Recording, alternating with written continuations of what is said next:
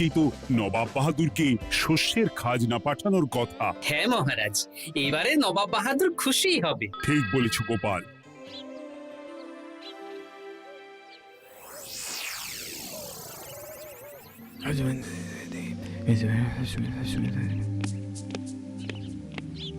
প্রণাম খাম্বাজরাজ। ওই তো কৃষ্ণনগরের মন্ত্রী চলে এসেছে। ও, এর কথাই তুমি বলেছিলে? হ্যাঁ, ওই রাজ্যের সব খবরাখবর আমায় দেয়। ইনি কে? ইনি হলেন জমিদার কেশকান্ত বর্মন, আমার রাজ্যেরই দক্ষিণ পশ্চিম গ্রামের জমিদার, আমার প্রিয় বন্ধু। নামটা বেশ অন্যরকম, কেশকান্ত। আসলে ওদের বংশ পরম্পরায় সকলের উন্নত ঘন কেশ আছে, তাই ওদের পরিবারের সবারও নামে একটা করে কেশ আছে। আমি খাম্বাজ রাজের সৌমিত্র এবং সুপরামর্শদাতা। কিছুদিন আগে আমার মাথায় খুব খুশকি হচ্ছিল, মাথার চুল পাতলা হয়ে আসছিল। কিন্তু আমার পরামর্শে একটা তেল মাখতেই মহারাজের মাথার চুল এখন ঘন হয়ে উঠেছে, আর কোনো সমস্যা নেই। বাবা বাবা, ভালো ভালো ভালো। এবার তাহলে কাজের কথাটা বলে দিন। এবারে তো শুনলাম তোমাদের রাজ্যে অনেক ধান উৎপাদন হয়েছে, তাই স্বাভাবিকভাবে নবাব বাহাদুরের কাছে রাজস্ব অনেক বেশি দেবে, কি তাই তো? হ্যাঁ, এবারে রাজস্ব দানে কৃষ্ণনগরই প্রথম হবে। না, তা হবে না। নবাবের কাছে অত ধান পৌঁছবে না, এমনকি কৃষ্ণচন্দ্রের কাছেই চাষিরা বেশি ধান রাজস্ব দিতে পারবে না। সেটা কি করে হয়? পাকা ধানে মই দিতে হবে। বললাম না, ও আমার সুপরামর্শদাতা। হ্যাঁ, আমার মন্ত্রীকে বাণিজ্যের কাজে বাইরে পাঠিয়েছি কিছুদিন, তাই কেশকান্ত মাঝে মধ্যেই আমার কাছে আসে, গল্পগুজব করে আর সুপরামর্শ দেয়। কিন্তু আমি কি করব? তুমি রাতের অন্ধকারে চাষিদের ধান জমিতে পাকা ধানে মই দিয়ে দাও, এমন ভাবে কাজটা করবে যাতে কাকপক্ষীতেও টের না পায়। আর তাতে আমার লাভ? প্রত্যেক বছর নবাব রাজস্ব দানে বিজয়ীকে ৩,০০০ মোহর দেয়, আমি তোমাকে তার থেকে ১,০০০ মোহর উপহার দেব। ১,০০০ মোহর? হ্যাঁ হ্যাঁ, যাও যাও যাও, কাজটা শুরু করে দাও। আচ্ছা।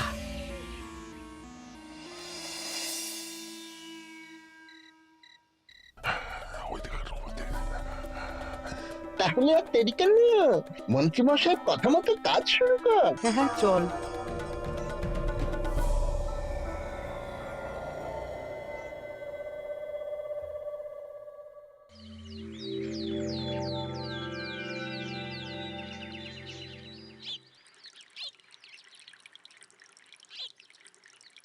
এবারে তো চাষাবাদ বেশ ভালোই হয়েছে।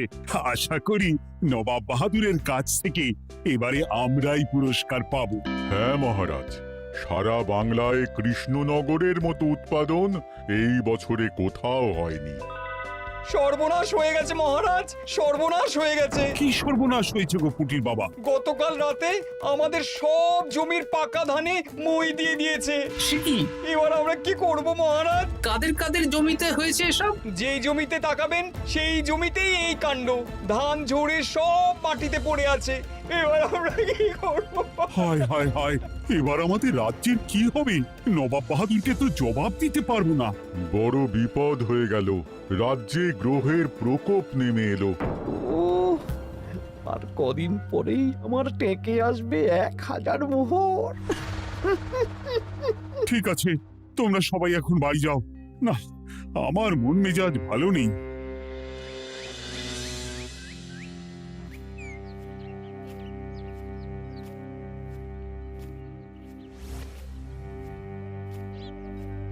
ওগো, তুমি শুনেছো কি হয়েছে? পুঁটির মা হাউ হাউ করে কাঁদছিল গো। হ্যাঁ গিন্নি, পুঁটির বাবা কয়েকজন চাষি ভাইদের নিয়ে রাজসভায় এসেছিল।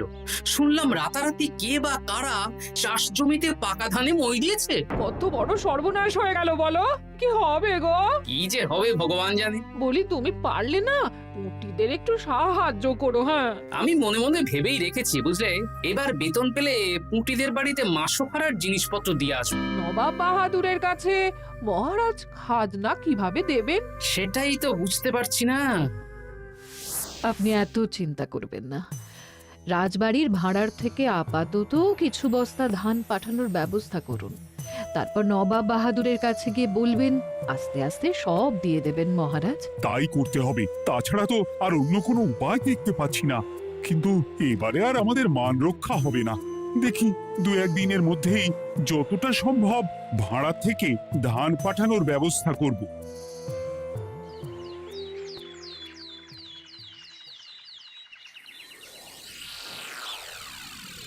এই বছর 10,000 বস্তা ধান রাজস্ব এসেছে খাম্বাজ রাজ্য থেকে, 7,000 বস্তা ধান এসেছে বর্ধমান রাজ্য থেকে, আর মাত্র 100 বস্তা এসেছে কৃষ্ণনগর থেকে।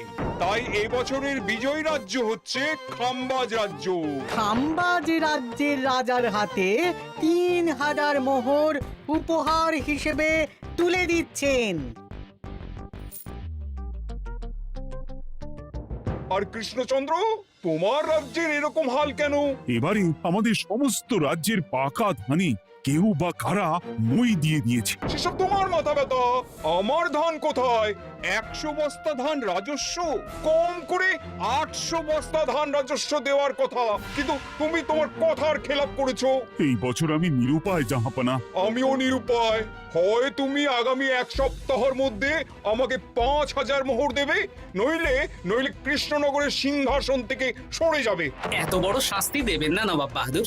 আপনি অন্তত মাস 6 সময় দিন, আবার ধান চাষ করিয়ে আপনাকে প্রাপ্য ধান দেওয়া হবে। বেশি কথা বলছো কৃষ্ণচন্দ্র, তুমি 5,000 নয় 6,000 মোহর 1 সপ্তাহের মধ্যে দেবে। বেটা গোপাল বেশি পাকা, অত কথা বলতে কে বলেছিল? গোপাল, এটা তুমি কি করলে? হায় হায় হায়! সর্বনাশের সময় যখন ঘনিয়ে আসে, তখন বিপদের ওপর বিপদ এভাবেই আসে। আমার পাওনা। আরে এখন না, তোমাকে পাঠিয়ে দেব। ওই দেখুন, খাম্বাজ রাজের সাথে কথা বলছে।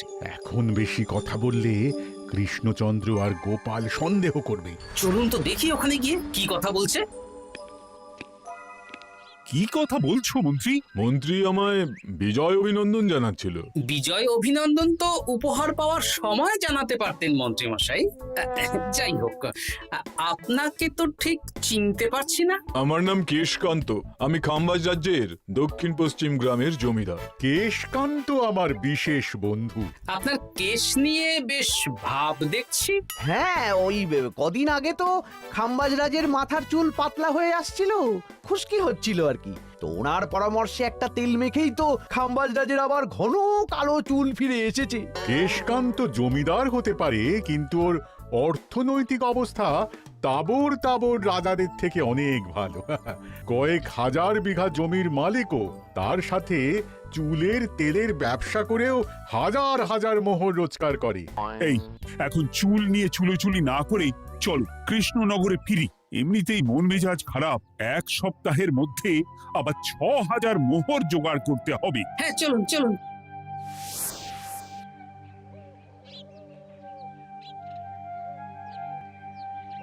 আচ্ছা মন্ত্রীমশাই, আপনি এই কেশকান্ত জমিদারের ব্যাপারে এত কিছু জানলেন কি করে? ওনার সাথে তো আমাদের আজই প্রথম দেখা। হাওয়ায় কত খবরই ভেসে আসে, সেরকম আমার কানেও এসেছিল। এসব বাদ দাও। গোপাল, মন্ত্রী, দুজনেই ভাবনা চিন্তা করো কিভাবে 6,000 মোহর জোগাড় হবে। পাকা ধানে মই পড়লো, এখন আবার এত বড় বোঝা। আমার কাছেও মহারাজ বেশি অর্থ নেই, সব মিলিয়ে মিশিয়ে ওই 150 থেকে 200 মোহর মতো আছে বাড়িতে। যদি বেশি থাকতো আমি আপনাকে নিশ্চয়ই সাহায্য করতাম মহারাজ। তাও করতেন কিনা সন্দেহ। তুমি চুপ করো। মন্ত্রীমশাই ওই লোকটাকে জানলো কি করে? এই লোকটাকে তো আগে দেখারই কথা না। না, ব্যাপারটা নিয়ে ভাবতে হবে। চলুন চলুন।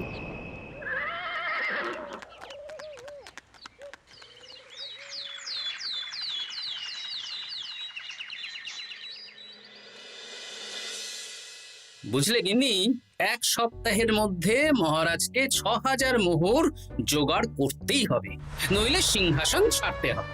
এখন কিন্তু আমাদের উচিত মহারাজের পাশে দাঁড়ানো। কিছু ভেবেছো কি? আপাতত আমার বিয়েতে পাওয়া আংটি বন্ধক রাখবো, আর তুমি যদি... হ্যাঁ, আমার যে দুটো গয়নাগাটি আছে ওগুলো বন্ধক রাখো, পরে আস্তে আস্তে ছাড়িয়ে নেবো খন। দেখি, বাকি সভাসদদেরকেও বলবো, যে যতটা পারে। তারপর ভগবানই ভরসা।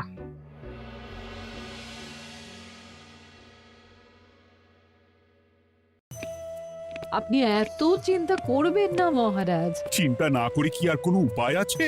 সিন্ধুকে যা আছে তা দিয়ে 3000 মোহর হয়ে যাবে, কিন্তু তারপর আর কি করব? এবার কি নিরুপায় হয়ে জায়গা জমি বিক্রি করতে হবে? কিছু একটা করতেই হবে। আপনি গোপালকে একবার বলে দেখুন, প্রত্যেকবার যখনই বিপদে পড়েছেন তখন গোপালই আপনাকে বাঁচিয়েছে। দেখি আগামীকাল রাজসভা শুরু হওয়ার আগে গোপালের সাথে ব্যাপারটা নিয়ে আলোচনা করব।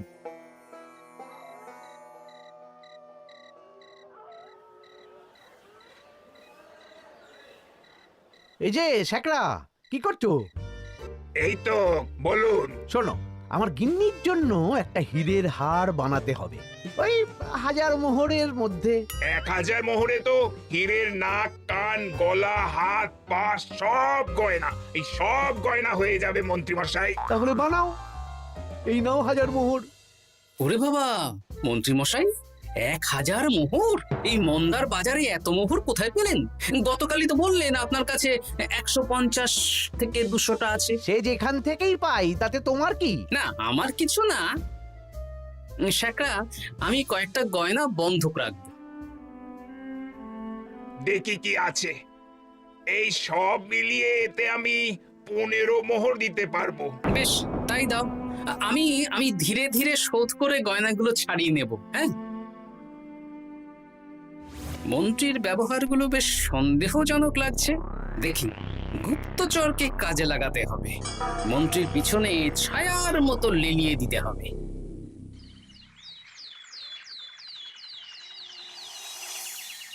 মহারাজ, আমি চেষ্টা করছি আপনার এই মোহর কিভাবে জোগাড় করা যায়। আপ্রাণ চেষ্টা করছি। দেখো, আমি 3000 মোহর পারবো, কিন্তু তার বেশি হলে জায়গা জমি বেচতে হবে। হাতে যে বেশি দিন সময়ও নেই।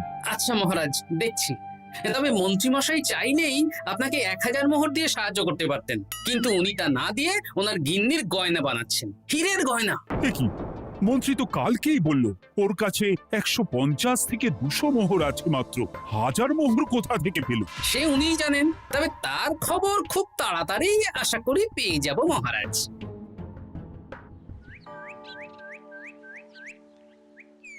কাজটা একদম ঠিক করলেন না মন্ত্রী মশাই। আপনার কথা শুনে আমরা সবার জমির পাকা ধানে মই দিলাম, কিন্তু আমরা একটা পয়সা পেলাম না। আপনি যে এই কাজ করার জন্যে খাম্বাজ রাজার কাছ থেকে ওই 1000 মোহর উপহার পেলেন, সেটা দিয়ে গিন্নির গয়না বানাতে দিলেন, কিন্তু আমাদের বেলায় লবডঙ্কা। আরে তোদেরকেও দেবো, একটু সবুর কর। আগে গিন্নির মাথাটা ঠান্ডা করি। না না, আমাদের এক্ষুনি চাই। আরে এক্ষুনি কি করে দেবো? আমার হাত খালি। আচ্ছা আচ্ছা, ঠিক আছে, এই নে 2 মোহর ধর, 2 ভাই ভাগ করে নে, পরে আরো দেবো। এটা কিন্তু ঠিক না। এসব আলোচনা খোলামেলা জায়গায় করা উচিত না। উফ, পরে তোদের সাথে কথা বলবো, এখন যেতে দে, বাজার করব, তারপর আবার রাজসভা আছে।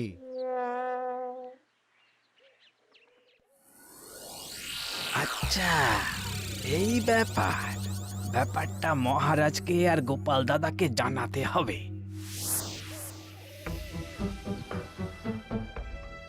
গোপাল দাদা, মহারাজ আসল খবর পেয়ে গেছি। কি খবর? আমি একটু আগে শুনলাম।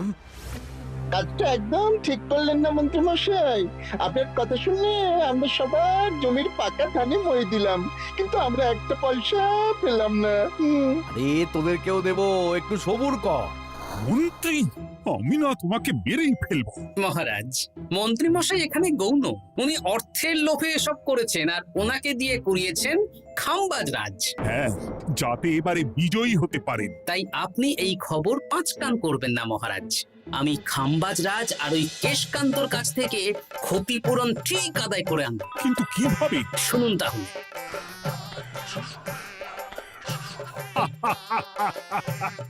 দারুণ বুদ্ধি। তাহলে এখন আসি মহারাজ, কাউকে কিচ্ছু বলার দরকার নেই।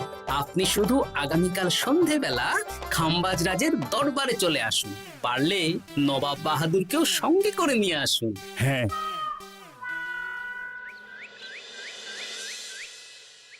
প্রণাম খাম্বাজ রাজ। কে আপনি? আমি হতাশ রঞ্জন, পশ্চিমে থাকি। কি চাই বলুন? কিছু চাই না, তবে একটা কথা শুনলাম তাই বলতে এলাম। কি কথা? আমি শুনলাম মহারাজ আপনার মাথার চুলগুলো সব নকল। আমার এত সুন্দর চুল সব নকল? ফাজলামো হচ্ছে। আমি যদি প্রমাণ করে দিই আপনার চুল নকল, তাহলে কি? তাহলে আপনি আমাকে 100 মোহর দেবেন, আর প্রমাণ না করতে পারলে আমি আপনাকে 100 মোহর দেব। বেশ, দেখো, এক্ষুনি দেখো, আমারই তো 100 মোহর লাভ হবে। এখন না, এখন না, আজ সন্ধে বেলায়। বেশ বেশ, তখনই এসো। এবারে জমিদার কেশকান্তর বাড়ি যেতে হবে।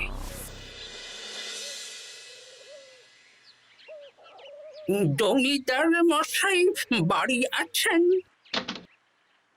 কে মশাই আপনি? আমি হতাশ রঞ্জন, পশ্চিমে থাকি। আমি বিশাল ক্ষমতাশালী লোক। কিসের ক্ষমতা? আমি রাজরাজাদের মারধর করি, চুল ধরে টানি, শাস্তি দিই। এসব কি উল্টোপাল্টা বলছেন? খাম্বাজ রাজ আপনার বন্ধু না? হ্যাঁ, প্রিয় বন্ধু। ওনাকেও আমি আপনার সামনে চুল ধরে টানবো, কিন্তু উনি কিচ্ছু করতে পারবেন না। উনি আপনাকে শুলে চড়াবেন। কিছুই করতে পারবেন না, বললাম না আমি বিশাল ক্ষমতাশালী লোক। বিশ্বাস হচ্ছে না তো? তাহলে বাজি ধরুন, 10,000 মোহরের বাজি। 10,000 মোহরের বাজি? হ্যাঁ, আজ আমি খাম্বাজ রাজের রাজবাড়ি যাব, আর আমার শক্তি প্রদর্শন করব। ওনার চুল ধরে টানা হেঁচড়া করব, ওনাকে আহত করব, কিন্তু উনি আমাকে কিছুই করতে পারবেন না। বেশ রাজি, বাজি 10,100 মোহর দিতে পারবেন তো? হ্যাঁ, আমি বাজি হারলে আপনাকে দেব 10,100 মোহর। দরকার হলে ওই কাগজে কলমে লিখিত পরিত করে নিন। বেশ, তাহলে তাই হোক। কিন্তু হ্যাঁ, একটা কথা, আমি শক্তি প্রদর্শন করার আগে থেকে প্রক্রিয়া চলাকালীন সময় পর্যন্ত আপনি খাম্বাজ রাজের সাথে কোনো কথা বলতে পারবেন না। বেশ বেশ।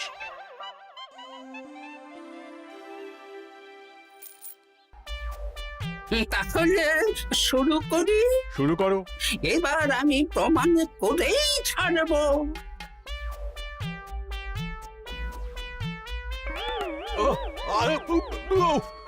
লাগছে লাগছে, বাবারে, লাগছে এই সেরেছে। লাগছে, এ তো সত্যি সত্যি চুল ধরে টানছে। লাগছে লাগছে, বাবারে, বাবা। ওরে বাবা রে বাবা, কি শক্ত! এ কি, খাম্বাজরাজ কিছুই তো বলছেন না? তাহলে কি আমি হেরে গেলাম? না না খাম্বাজ রাজ, আমার ধারণা ভুল, যা শুনেছি তাও ভুল। এবার বিশ্বাস হলো তো? দাও দাও, এবারে 100 মোহর দাও। দিন কেশকান্ত মশাই, আমাকে 10,100 মোহর দিন। এ কি, ও তোমাকে 10,100 মোহর কেন দেবে? ওনার সাথেও তো বাজি ধরেছিলাম। কি বাজি? আপনার এখান থেকে বেরিয়ে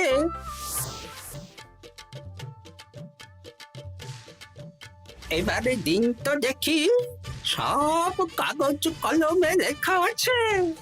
এই নাও। হায় হায় হায় হায়। সাবাস গোপাল, সাবাস, তুমি আমার মুখ রক্ষা করেছো। গোপাল, কৃষ্ণচন্দ্র, নবাব বাহাদুর, আপনারা? হ্যাঁ, আমি গোপাল।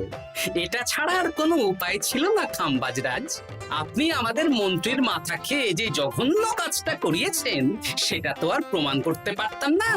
তাই ছলে বলে কৌশলে আপনার প্রিয় বন্ধুর কাছ থেকে আদায় করে নিলাম। হ্যাঁ নয়, হ্যাঁ।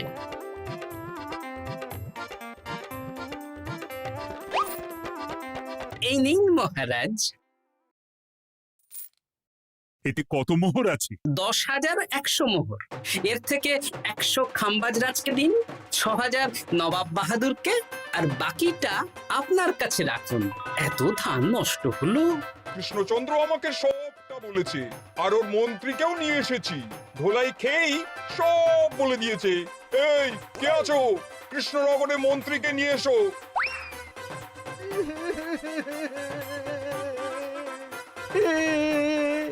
মার খেয়ে আমি সব বলে দিয়েছি খাম্বাজ রাজ। উদ্ধার করে তো জাহাপানা, আমাকে ক্ষমা করে দিন। এর কোনো ক্ষমা নেই। তোমাকে আমি কারাগারে বন্দি করব। হায় হায় হায়, সামান্য টাকার লোভ করতে গিয়ে পুরো মাঠে মারা গেলাম।